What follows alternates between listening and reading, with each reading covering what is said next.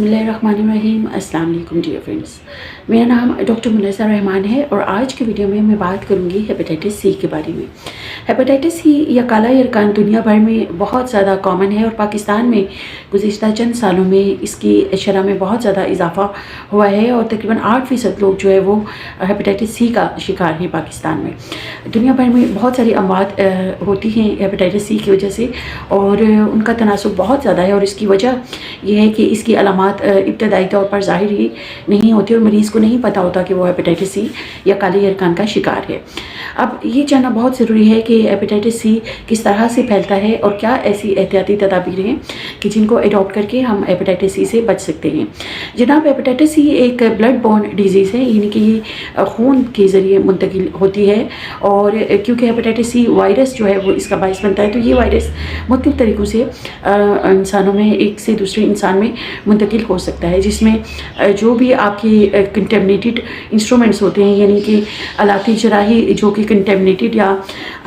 मरीज़ के जिनमें जरासीम पाया जाता हो उनसे भी हो सकता है। फिर मतलब डेंटल प्रोसीजर्स के दौरान अगर दांतों का कोई प्रोसीजर आप करवाते हैं और आपको साफ़ सुथरे आलात इस्तेमाल नहीं किए गए जो कि हेपेटाइटिस से आलूदा थे, तो हेपेटाइटिस की जरासीम से आलूदा थे, तो ऐसे जो औजार हैं उनके इस्तेमाल से भी हेपेटाइटिस हो सकता है। इसके अलावा और भी इसके कुछ मोड ऑफ ट्रांसमिशन है, लेकिन जो मेन एहतियाती तदाबीर जिनको आपने फॉलो करना है वो ये है कि आप जब भी ब्लड लगवाएं, अगर किसी मरीज़ को ब्लड लगता है तो ये तसल्ली कर लीजिए कि ये ब्लड जो है ये प्रॉपर्ली स्क्रीन शुदा है, हेपेटाइटिस सी की जरासीम से पाक है और इस ब्लड की स्क्रीनिंग जो है वो हो चुकी है। फिर उसके बाद अगर आप हजाम के पास जाते हैं तो आप इंसिस्ट कीजिए कि आप साफ़ सुथरा जो स्टेरिलाइज रेज़र है वो यूज़ करें, वो इस्तेमाल शुदा रेज़र जो है वो इस्तेमाल ना किया जाए। इसके बाद आप अगर डेंटल प्रोसीजर मुख्तलिफ किस्म के दांत निकलवाते हैं या मुख्तलिफ किस्म का कोई डेंटल प्रोसीजर करवा रहे हैं तो ऐसी सूरत में भी आपको स्टेरिलाइज इंस्ट्रूमेंट्स या साफ़ सुथरे जो स्क्रीन और औजार हैं जो कि साफ़ हैं वो इस्तेमाल करने चाहिए। फिर जो नाक कान छिदवाने के औजार हैं उनको भी साफ़ होना चाहिए और इसी तरह से जो लोग मुख्तलिफ किस्म के टैटूज़ जिस्म में बनवाते हैं ये भी हेपेटाइटिस सी के स्प्रेड का बायस बन सकते हैं। इसलिए कोशिश कीजिए कि कोई ऐसा काम आप ना करें जो कि हेपेटाइटिस सी की स्प्रेड का बायस बने। फिर जनाब, जब हेपेटाइटिस सी की तशख़ीस का मरहला आता है तो उसके लिए स्क्रीनिंग का बहुत आसान सा टेस्ट अवेलेबल है, वो आप करवा सकते हैं और फिर उसके हतमी डायग्नोसिस या हतमी तशख़ीस के लिए आप PCR का टेस्ट जो है वो अवेलेबल है। PCR थोड़ा सा महंगा टेस्ट है, लेकिन गवर्नमेंट हॉस्पिटल जो हैं वो फ्री ऑफ कॉस्ट जो है वो PCR का टेस्ट कर रहे हैं और उसके लिए आप गवर्नमेंट के, क्योंकि हमारी जो हुकूमत है वो भी हेपेटाइटिस सी के तदारुक के लिए बहुत ज़्यादा कोशिश है और उन्होंने PCR का टेस्ट जो है तमाम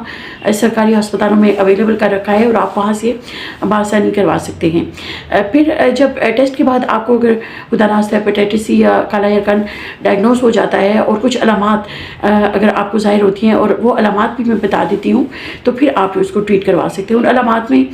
सबसे पहले आपके चेहरे की रंगत जो है वो बताती है। चेहरा अगर जर्द है, जर्दी माइल है और आपकी आँखों की रंगत जो है वो जर्द है तो ये हेपेटाइटिस की अलामत हो सकती है। इसके अलावा पेशाब का जो रंग है वो भी तब्दील हो जाना एक इसकी अलामत हो सकती है। फिर जनाब, भूख ना लगना या उल्टी आना, मतली आना, खाना खाने के बाद या खाना खाने से पहले जो है वो उल्टी या कह की जो सूरत हाल होती है ये भी एक इसकी अलामत हो सकती है। और फिर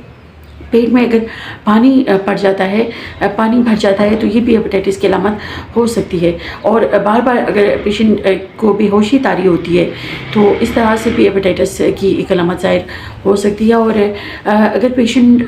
को ब्लड स्टेन वॉमिटिंग या खून की उल्टी होती है तो ये एक चीज़ आपको ज़ाहिर करती है कि पेशेंट में हेपेटाइटिस बहुत ज़्यादा हद तक बढ़ चुका है। तो इस तरह की अलामत अगर किसी मरीज़ में ज़ाहिर हों तो फौरी तौर पर डॉक्टर को रुजू करना चाहिए और PCR का टेस्ट करवाएं और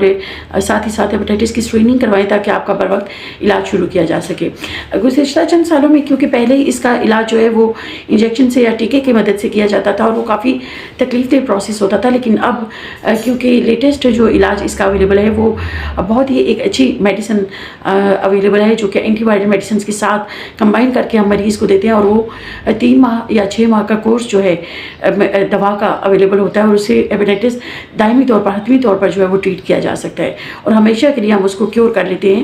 اور پھر مریض اگر احتیاط کرے گا, احتیاطی تدابیر فالو کرے گا تو ہیپیٹائٹس سے بہت آسانی سے جو ہے وہ ٹریٹ کیا جا سکتا ہے, اس کی بیماری کا علاج کیا جا سکتا ہے. اب جو لوگ اکثر لوگ یہ سمجھتے ہیں کہ ہیپیٹائٹس شاید ایک چھوت چھات کی بیماری ہے, یا ایک دوسرے کو چھونے سے یا ہاتھ ملانے سے یا بچوں کو پیار کرنے سے اس طرح سے ہوتی ہے, تو ایسا کچھ بھی نہیں ہے. اگر کسی مریض کو ہیپیٹائٹس ہے تو آپ احتیاط تو کریں گے, لیکن اس کے ساتھ آپ اس طرح سے نہیں ٹریٹ کر سکتے کہ جی یہ چھوت کی بیماری کا شکار ہو گیا ہے, کیونکہ یہ بیماری اس طرح سے نہیں پھیلتی. لیکن عام لوگوں کو بھی اس چیز کا خیال رکھنا چاہیے کہ آپ اپنا ٹاول اور اپنا ٹوتھ برش اور اپنا نیل کٹر جو اپنی ذاتی استعمال کی یا پرسنل چیزیں ہیں وہ آپ ویسے بھی سیپریٹ رکھیں, تاکہ آپ کو کسی بھی بیماری کی جراثیم جو ہے وہ ایک دوسرے سے منتقل نہ ہو سکیں. ہیپیٹائٹس کو بر وقت تشخیص کرنا اور بر وقت اس کا علاج کرنا بہت ضروری ہے, کیونکہ کسی اس طرح سے اگر آپ احتیاطی تدابیر کو فالو کریں گے تو آپ قیمتی جان کو بچا سکتے ہیں. غذائیں جن کا پرہیز آپ ہیپیٹائٹس کے مریضوں کو کرنا چاہیے, ان میں تلی ہوئی چیزیں, جنک فوڈ, باہر کے کھانے اور جو مرچ مسالے والی غذائیں ہیں, یعنی کہ جو بھی جنک فوڈ ہے اور آئلی فیٹی چیزیں ہیں وہ آپ نے پرہیز کرنا ہے. اور آپ سبزیاں فروٹ وغیرہ استعمال کریں اور چربی کے بغیر جو گوشت ہے وہ استعمال کر سکتے ہیں. اور دودھ ہیپیٹائٹس کے مریضوں کے لیے بہت اچھا ہے, اور اس طرح سے تازہ اور فریش سبزیوں فروٹ کا جوس جو ہے وہ بھی آپ استعمال کر سکتے ہیں. ڈاکٹر منزہ کو اپنی دعاؤں میں یاد رکھیے گا, اور